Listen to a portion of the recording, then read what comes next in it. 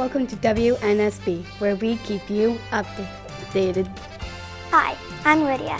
And I'm Courtney. Welcome to WNSB. Today we have Tess with International, Courtney with National, Katie with Local, Brandon with Weather, Adam with Sports, Lydia with How Pet Can Help Your Health, and Jaden with reporting on type 1 diabetes.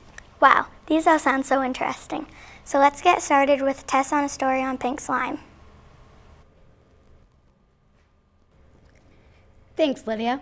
Why would any sensible human being want to put ammonia-filled meat into their children's mouths? Asked Jamie Oliver. TV chef Jamie Oliver was disgusted to discover ammonium hydroxide was being used to convert fatty beef offcuts into a beef filler for burgers. To prove to everyone that this was invertible, Jamie Oliver decided to make the meal himself on his TV show, Jamie's Meals in Minutes. Basically, we are taking a product that could be sold at the cheapest form for dogs, and after this process, we can give it to humans, said TV chef. U.S. Department of Agriculture microbiologist Gerald Zernstein agreed with Jamie that the ammonium hydroxide agent should be banned. In 2012, ABC News ran an 11-segment investigation on a low-cost meat product called pink slime because a former USDA scientist argued the filler wasn't real beef. Pink slime was first made in the 1960s, when meat producers wanted to increase profits, so they made pink slime out of the extra part of the meat they did not use. To make that, the farmers had to grind up the extra pieces of beef, then wash out all the dirt, diseases, and bugs with ammonia. Eventually, the beef will taste terrible. Therefore, McDonald's will add artificial flavoring. Finally, the beef has a gross color, so McDonald's will add artificial dye. McDonald's has since admitted defeat, and the fast food giant has abandoned the beef filler from their burger patties. You may be asking how many fast food additives approved by the FDA are we consuming? The additives go from aspartame to MSG. The scary truth is that there is still 5 questionable food items currently in use the FDA approves of. Were you aware of that, Courtney? Wow, I didn't realize there's still 5 questionable food items currently in use. That's really surprising. Now we have Courtney telling you about the Ringling Brothers' big decision.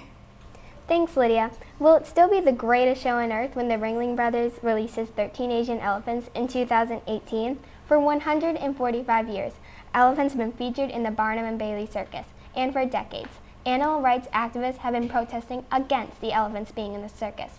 Could this be why the Ringling Brothers plans to liberate the elephants? According to abcnews.com, PETA, People for the Ethical Treatment of Animals, released pictures and videos on violent elephant training. Soon after, the Ringling Brothers announced that they would discharge the elephants.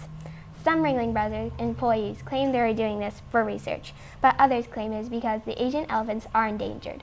There are only 35,000 to 40,000 Asian elephants left in the wild. Company President Kenneth Feld said, "We are not reacting to our critics. We are creating the greatest resource for the preservation of the Asian elephant." If this is true, why are they waiting till 2018 to release them to the 200-acre conservation center?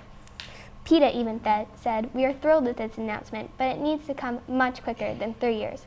3 years is way too long to wait for animals suffering tremendously." I strongly surmise that letting go of the elephants is the valid thing to do, but what is your opinion, Lydia? I think it's great, but why are they waiting so long?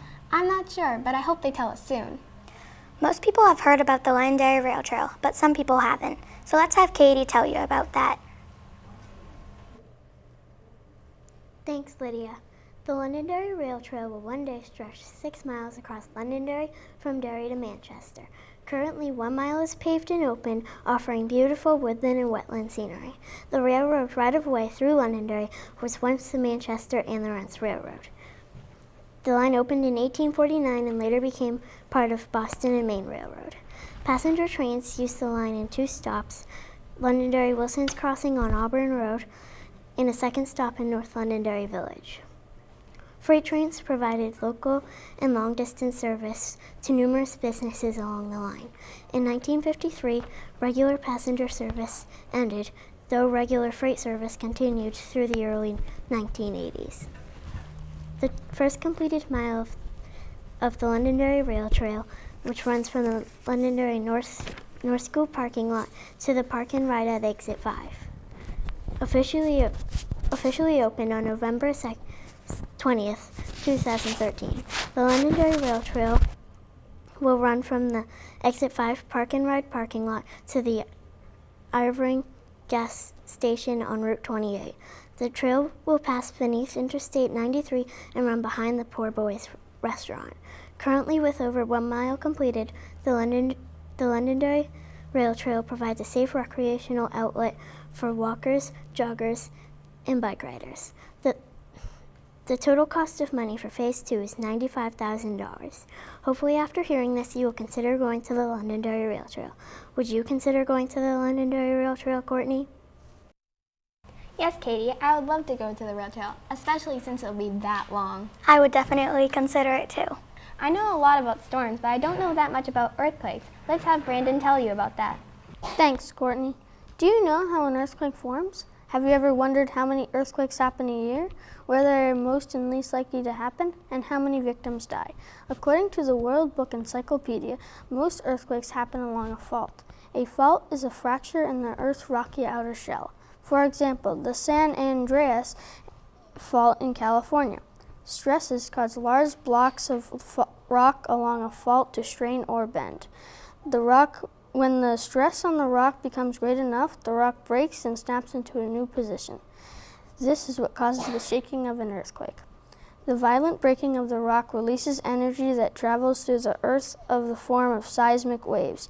Seismic waves travel through earth in the form of Earth's layers, and that is how an earthquake happens. There are two kinds of seismic waves: body waves, which is a surface, which is a most damage, and a surface wave, which is a slow rocking sensation. According to Naval Geographic, 20,000 earthquakes happen a year, and 10,000 victims die. Just an FYI, most popular place an earthquake happens is in Alaska. The least popular place is in Wisconsin. I'm thinking of moving to Wisconsin, Lydia. What about you? I would definitely like to live in a place where my house wouldn't fall down. Yeah, me too. That's a good point. A lot of people have wondered, why is football so popular? So let's go find out with Adam. Thanks, Lydia. Super Bowl 49, a battle between the fearsome New England Patriots and the defending Super Bowl champions Seattle Seahawks. It reached 114.4 million views, breaking the record for the most watched television program in U.S. TV history. This left me with the question, what makes football America's sport? There are two reasons for this. First, the talent of 90s players attracted a real big crowd. Also, people enjoy seeing the team they're rooting for win.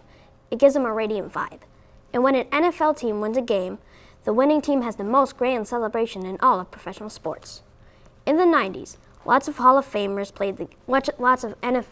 Famers played the game. According to Bleacher Report's article, How the NFL Became America's Sport, the NFL became the elite sport of the U.S. when players that were legendary started to play. Because of their extraordinary talent of playing football, they attracted more fans, making the NFL become America's sport. And also, when the team you're rooting for wins, it gives you a spectacular feeling inside. According to ASAP Science's video, Why Do People Obsess Over Sports?, testosterone is triggered, making the person spectating feel dominant, unlike a spectator experiencing a loss. The spectator wants more dominance, therefore watching another game of the season. Because of these reasons, the NFL's fan base took a dramatic jump and is still getting higher to this day, and will probably keep getting higher in the future. As the world's population builds up, the NFL will become a bigger and better professional sport. Don't you think so too, Courtney? Yes, I agree it will grow. Yeah, if they keep this up in a few years, they'll probably have 2 times the views and fans. I love owning pets, but I didn't know that they can help your health. Lydia, can you tell us more on that? Thanks, Courtney. Have you ever considered owning a pet as a health benefit? According to Dr. James E. Gurn, MD, a pediatrician at the University of Madison, Wisconsin, having a pet can help improve certain health benefits. A pet is certainly a great friend, and most pet owners don't need reminding. Animals make most people feel good, but I'm not talking about feeling just happy when they're around. For 25 years, research has shown that living with a pet or pets provides certain health benefits, such as lower blood pressure, lower cholesterol, lower stress, and less anxiety. Owning a pet has the potential of making it easier to manage cholesterol. according to researchers who have noted lower levels of cholesterol in people who own pets other than the people who don't. And, of course, doctors still recommend following guidelines regarding exercise, diet, and medication. Having a pet can help you manage your blood pressure. In a study of 240 married couples, pet owners had lower blood pressure and lower heart rates than the people who did not own a pet. That held true whether they are at rest or undergoing stress tests. Another study showed that children with hypertension lowered their blood pressure while petting their dog. It only takes a few minutes with a dog or cat or watching fish to swim to feel less anxious and less stressed. Your body actually goes through physical changes in that time that make a difference in your mood.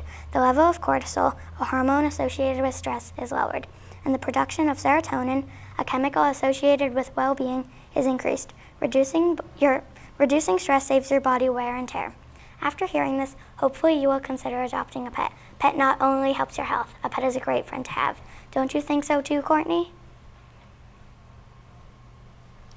Yeah, I never even thought a pet can do that with your health.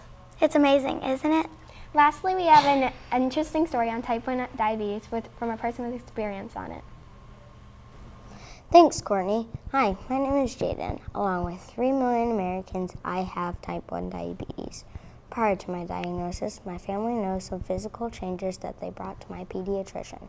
My symptoms were extreme thirst and hunger, drowsiness, frequent urination, sugar in my urine, and sweet or fruity smelling breath. Other common symptoms may include sudden vision changes, heavy breathing, and unconsciousness. You may be asking, how do you get diabetes?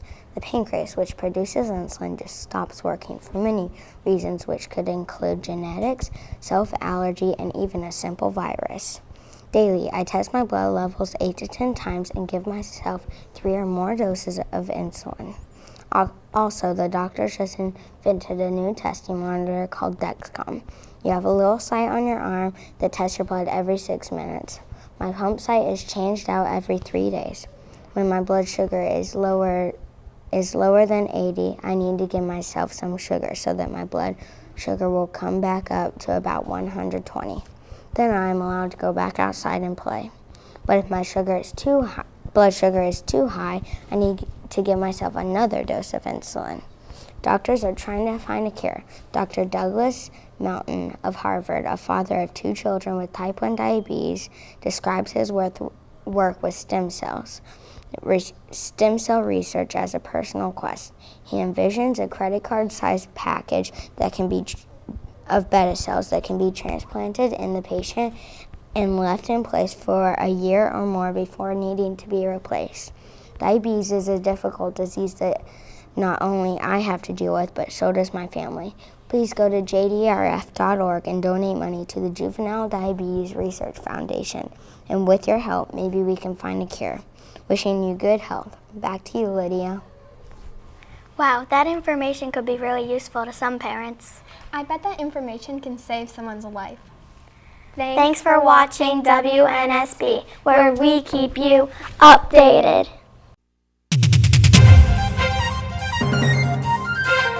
This is WNSN reporting live.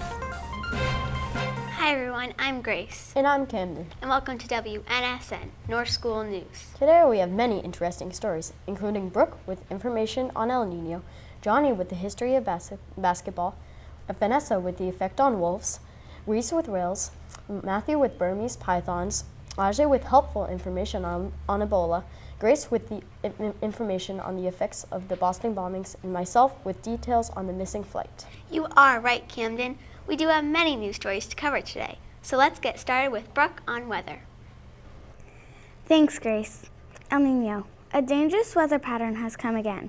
On March 14th, 2015, a tropical cyclone named Pam took place. Can we blame El Nino for this disaster? El Nino is a weather pattern that causes cyclones and hurricanes on the east. It will make the summer warmer when his buddy La Nina stays long in the winter to make us freeze. El Nino was first discovered in 1983. It develops when not just the center of the ocean, but when there's a strip of warm water through the middle of the ocean.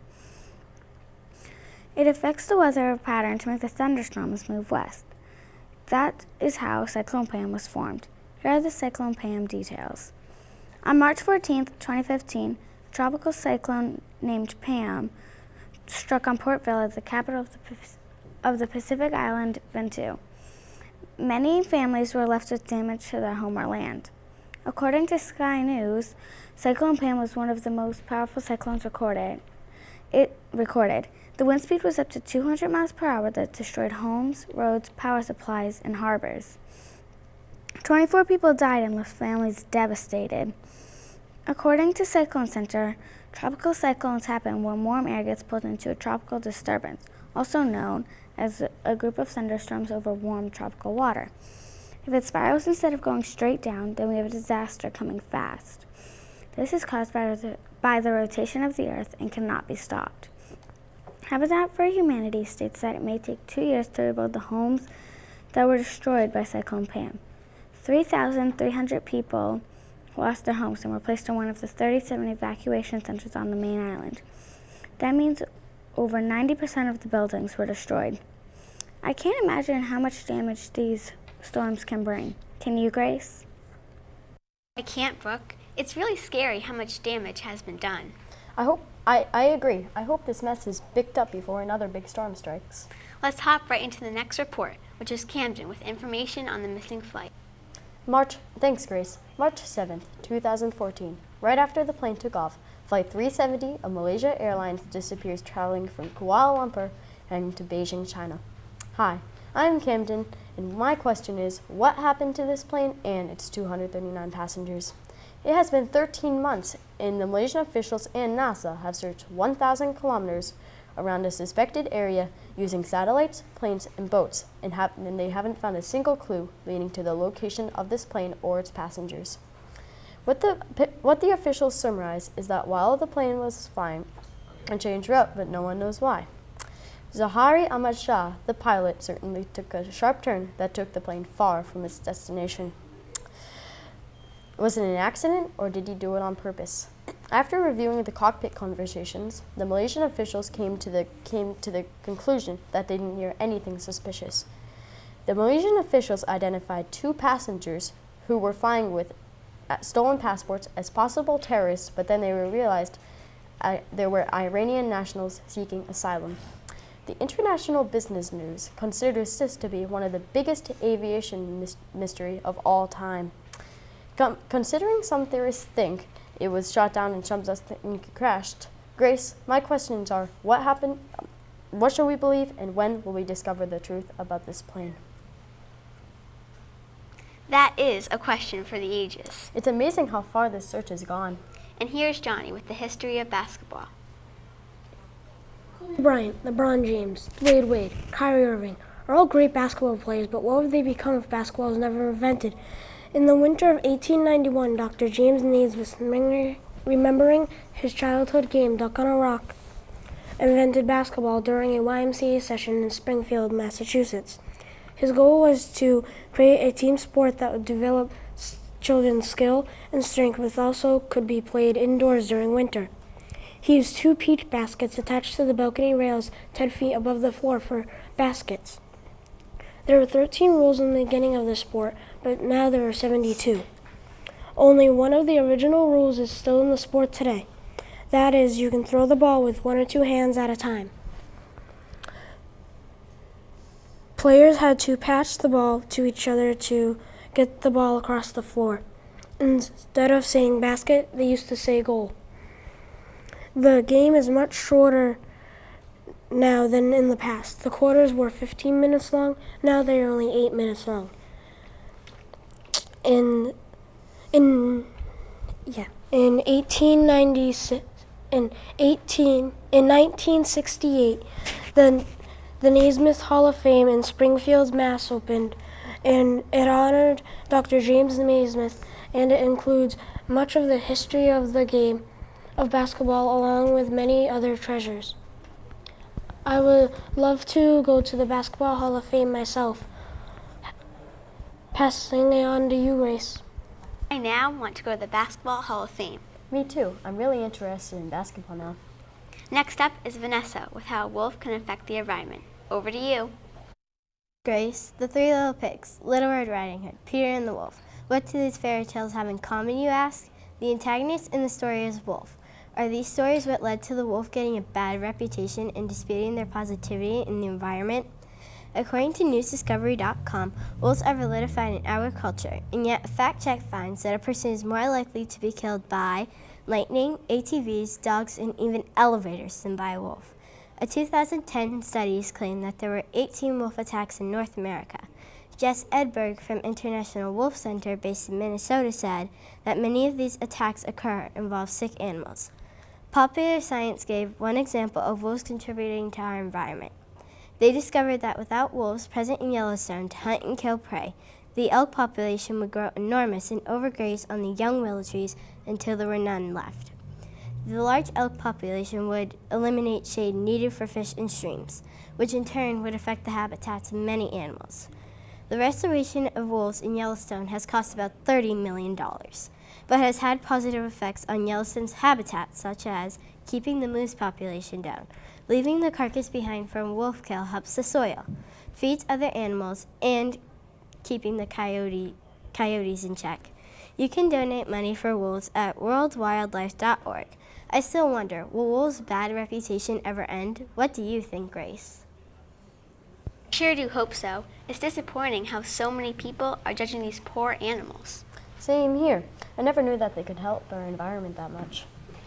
Now it's time to get some interesting facts about whales with Reese. Thanks, Grace. Historical records indicate that whales have been beaching themselves since 300 BC. However, scientists are discovering that whale drownings appear to be occurring more frequently and in larger numbers than previously known. Every year, thousands of whales have beached themselves in shallow waters and gotten caught in nets. They have also gotten stranded alive in shallow water. Whales are fragile creatures and may become distressed and may die. While scientists are unclear as to whether this increase is simply due to more people reporting sightings or because the number of beachings has actually increased due to human factors, it has raised some concerns in the eyes of marine biologists, activists, and whale lovers. According to whalefacts.org and scientificamerican.com, one possible reason given by marine biologists and scientists as to why whales may be beaching themselves more frequently is that there have been increases in man-made materials and chemicals in the ocean, causing greater pollution, which can lead to marine mammals being born deformed, mentally impaired, and otherwise unhealthy. Another common concept adopted by marine biologists and scientists is natural brain activity, causing whales to become disoriented or sick, forcing them to flee towards shallow waters where they can end up beaching themselves. While no definite answer can be given as to the cause of these whale beachings and whether or not they are actually increasing, we can assume that at least some of these theories may be contributing to the whales' cause of this problem. This is a dangerous time for whales. Don't you agree, Camden? Yes, I feel bad for these suffering animals. I agree. I can't imagine how much these whales have suffered. Now let's get some information on some positive effects on the Boston bombings from Greece. Thanks, Camden. So have you heard that there are some positive effects to the 2013 Boston Marathon? Even if you haven't, I bet that you have heard the saying Boston Strong, right? If not, I'll give you a little background information about how the saying Boston Strong got founded. The saying Boston Strong started after a heartbreaking, tragic finish to the 2013 Boston Marathon. Many Bostonians claimed it rallied the cities and even the country. It all started with a tweet from former Boston Red Sox third baseman Will Middlebrooks. This tweet was #BostonStrong. Our nation came together in solidarity once again to help out the victims of the Boston Marathon. In lieu of the devastation, many positive effects continue to come out of this tragedy, including newly formed sympathetic relationships, respectful acts, and scholarships. One of the positive effects was that 3 months after the bombings, Crystal Campbell's family members got emotional when Boston's Mayor Menino announced a $1 million plan to build a peace garden in her name. It will be named after her because this garden is planned to stand in her hometown, Medford, Massachusetts. This garden is planned to consist of 5 water fountains, with 4 surrounding one in the center that specifically stand to remember the 4 victims who died. Not only Crystal Campbell, but also MIT police officer Sean Collier, BU student Lindsay Liu, and Martin Richard. Boston's mayor stated that each fountain will have a plaque with one of the victims' names on them, and each plaque will be placed on a certain side of the fountain, designating where each victim's homes were. This garden will also feature seating, flowers, lighting, flagpole, and walkways that will connect to the Clipper Ship Park. Boston hopes that this will be a peaceful place for residents to reside and for many to remember their relatives lost in this tragedy. Although the Peace Garden is one of the very kind, large-scale gestures that came out of Boston Strong, there are many smaller gestures of kindness. For instance, with snow whipping in his face, Christopher Laundony, a bartender from Boston, left work early and decided to spend his blizzardy day shoveling the finish line of the Boston Marathon. Many were impressed that a man would go out in the freezing weather, but everyone appreciated his kindness. One Boston citizen stated, "Now, to a ton of people, the finish line isn't just a strip of red paint in the road." This really brings up the fact that 2 years later, Boston still is Boston Strong. In my opinion, Bostonians have really come together as a team during this big disappointment. What's your opinion, Camden? Yes, Boston has stayed really strong. I agree with you. It's always nice to find out good things that come out of such tragedies. Up next is Ajay with some tips and information on Ebola. Thanks, Camden. Have you ever heard of a virus named after a river? Well, Ebola was named after the Ebola River in the Democratic Republic of the Congo. Ebola, a life-threatening disease, was first documented by microbiologist Peter Piot in 1976 that was attacking citizens in West Africa. Since October 25, 2014, about 10,000 people have been infected and nearly half of them died, according to the World Health Organization. So what is Ebola? According to Time for Kids, Ebola is a deadly virus. The virus spreads if you have contact with bodily fluids such as blood, saliva, and sweat of infected people. The symptoms of Ebola are fever, fatigue, malaise, weakness, red eyes, joint and muscle pain, headache, nausea, and vomiting. According to the New York Times website, 800 of those healthcare workers have also been infected, with at least 24 of those cases transported for treatment in Europe and North America. But I still wonder when the Ebola crisis will end. What do you think about this virus, Grace? I don't know. I hope it will end soon, though. I know, I can't believe how fast this disease has spread. Sadly, it's almost time to wrap up for the day. But before we do, let's go over to Matthew with Burmese pythons. Thanks, Camden. Do you know what is costing our government billions of dollars? According to Time for Kids 10-31, Volume 5, in 2014, the U.S. government spent $2.2 billion trying to eliminate invasive species. One of these invasive species is a large Burmese python. The Burmese python, a native Indian species, was originally introduced to Florida as pets from India. According to the National Park Service, there may be as many as 100,000 that snuck into the Everglades, and only a fraction of them have been removed. By preying on native wildlife and competing against other predators, this is seriously impacting the natural order of Florida's ecological communities. This snake has been found to eat a wide variety of mammals and a small variety of alligators. According to the National Geographic, this is one of the largest snakes in the world that are known for the way they catch and eat their prey. This snake uses its razor-sharp teeth to seize its prey and then wraps its body around its prey, getting tighter and tighter with each exhale until its prey suffocates. These large snakes can weigh up to 200 pounds or 90 kilograms with a girth as big as a telephone pole. Female Burmese pythons lay up to 100 eggs at a time. To keep their eggs warm, they rapidly contract or shiver their muscles. When the baby snakes hatch, they use their egg tubes to cut themselves out of the egg. Then the mother leaves. So at the rate of 100 eggs per female, you can see why this is such a problem for Florida's environment. In conclusion, I hope you learn much more about the snake. Back to you, Kamen. I sure did learn that they don't eat people. Same here. They are very interesting reptiles. I hope you enjoyed our news stories of today. And we'll see you next time on WNSN.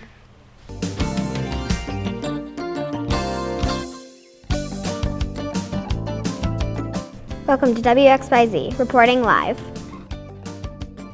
Hi, I'm Sadvik. And I'm Parker. Welcome to WXYZ. Today we have Nicole with standardized testing, Maddie with ISIS destroying prices, artwork, Parker with diseases, Justin with sled hockey, Olivia with China's panda population growing, Jen with a record-breaking winter, and Safik with how computer coding is important. To start off, we have Nicole with standardized testing. Thanks, Safik. Standardized testing, kneecaps, SATs, PSATs, Smarter Balance, ACTS, Iowas, Common Core, and CAT testing. Do they have a positive or negative effect on students?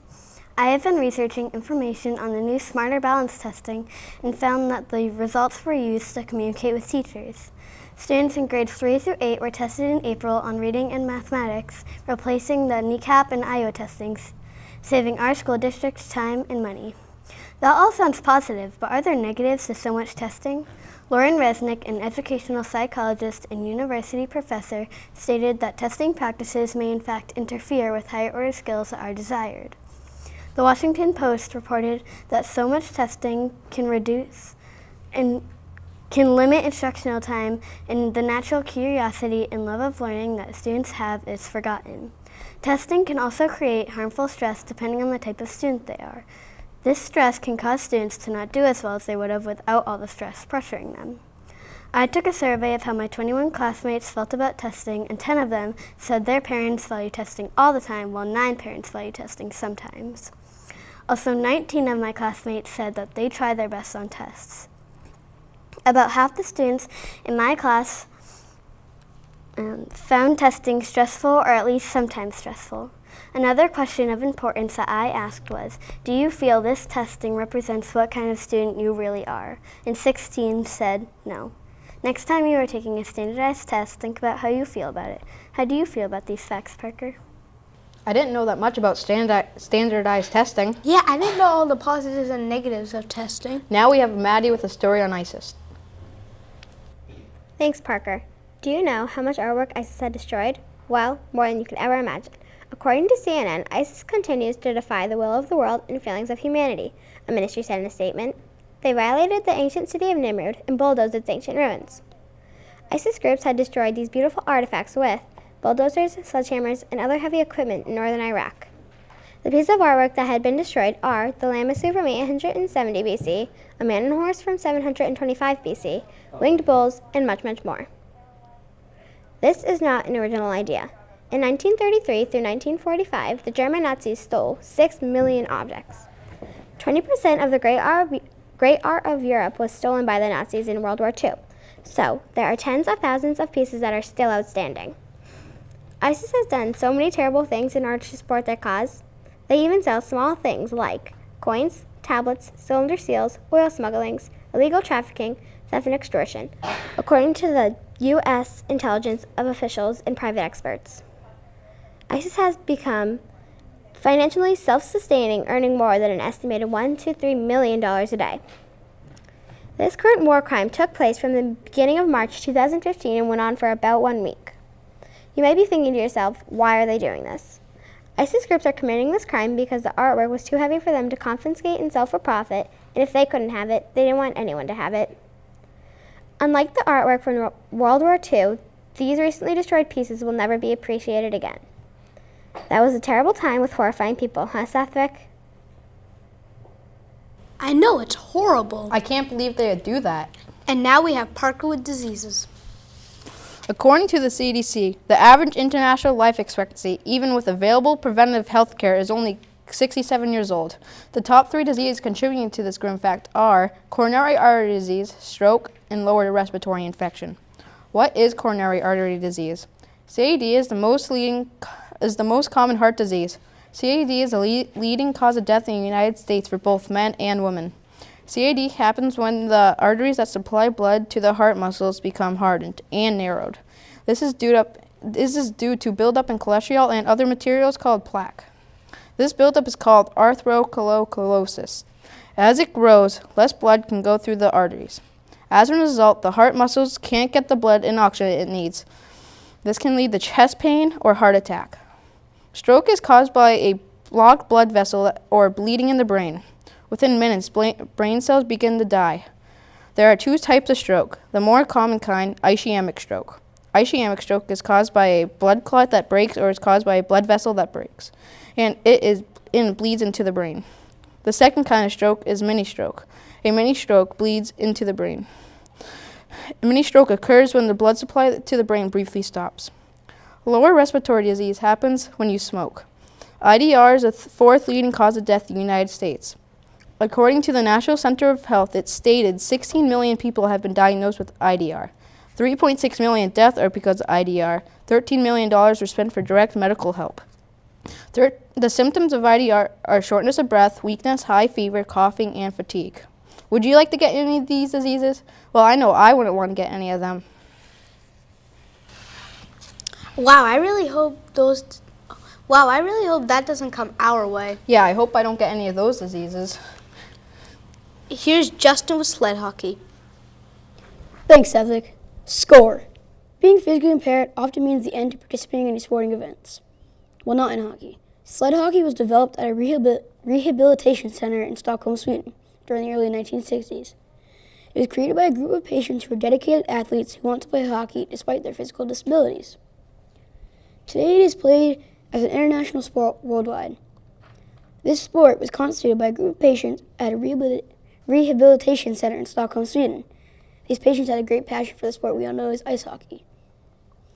But there was a problem. All the people in that group were physically challenged, but they still wanted to play their favorite sport. Then they established a 0.6 meter to 1.2 meter metal frame sled with two standard blades attached to the bottom and used round poles with bike handles for sticks. Those patients played on Lake South in Stockholm. Every player that plays ice sled hockey has to wear certain equipment. This equipment includes most of the same equipment in stand-up ice hockey. Players of sled hockey have to wear a cage on their helmet, shoulder pads, shin guards, elbow pads, and hockey gloves. The players use two sticks with a hooked wooden blade for propulsion, passing, shooting, and stick handling, and also a pick at the end of the stick to propel the player. The main frame of the sled must be 8.5 centimeters to 9.5 centimeters above the ice. Any player's stick must be 3 feet or less. The first sled hockey game was hosted by Stockholm in 1969 between a local club team and a team from Oslo, Norway. During the 1970s, teams like these played once or twice a year.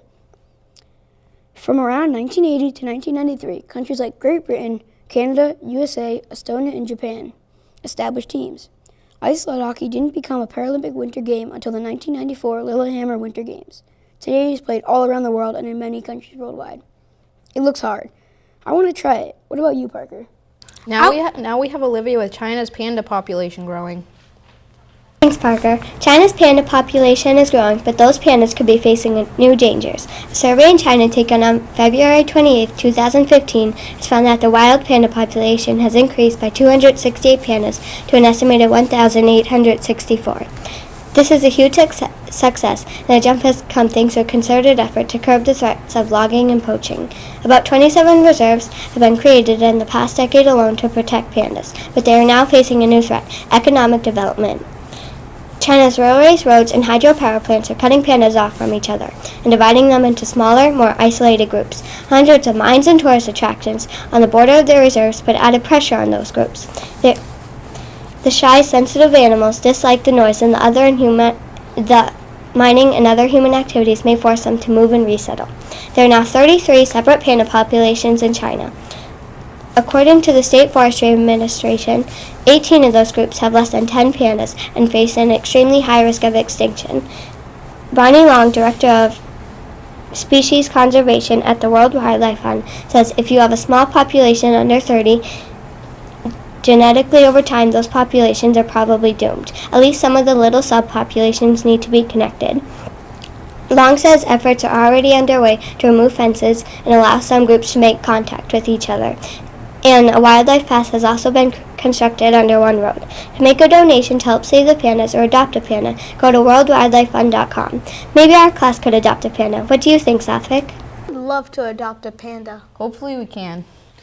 And now here's Jen with a record-breaking winter. Thanks, Parker.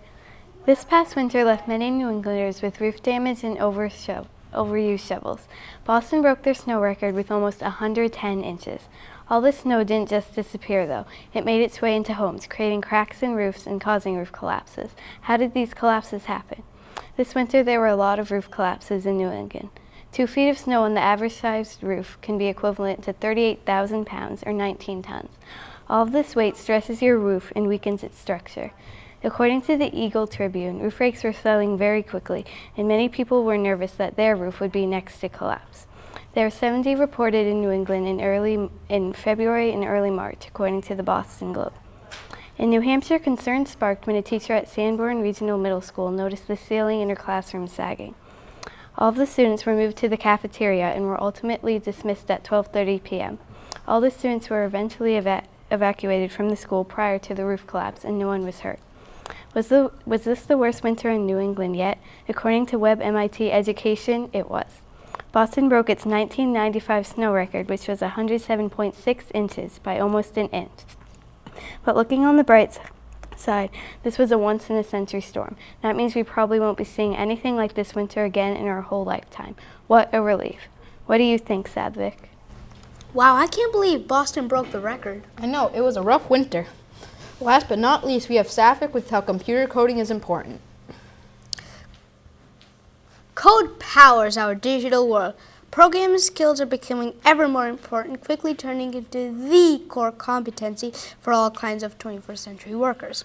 Over the next 10 years, it is estimated that there will be 1.4 million jobs in computer science and only around 400,000 graduates qualified to do them. Every website, smartphone app, computer program, calculator, and even microwave relies on code in order to operate. This makes coders the architects and builders of the digital age. With an estimated of 1 million jobs available, are you considering earning a computer science degree? It could be a smart move. Jobs not directly linked to computer science, such as banking, medicine, and journalism, will also be affected by the need for at least an understanding of programming and coding.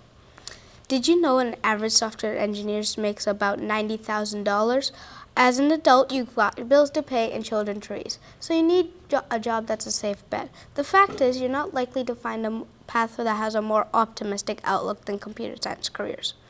Linda Lee Hughes, co-founder of coding workshop program Railgun, a community for women to understand technology and to build their ideas, believes that coding is the literacy of the 21st century, and our world is increasingly run by software, and we need more diversity in the people who are building it. More importantly, writing software is about expression, creativity, and practical application, Lee Hughes stated. Our kids should learn to bend, join, break, and combine code in a way it wasn't designed to. It was a whole new generation of kids that will use code like our generation used words. I never knew computers were so important. Yes, they are very important. That's all the time we have for today. Thank you for watching WXYZ.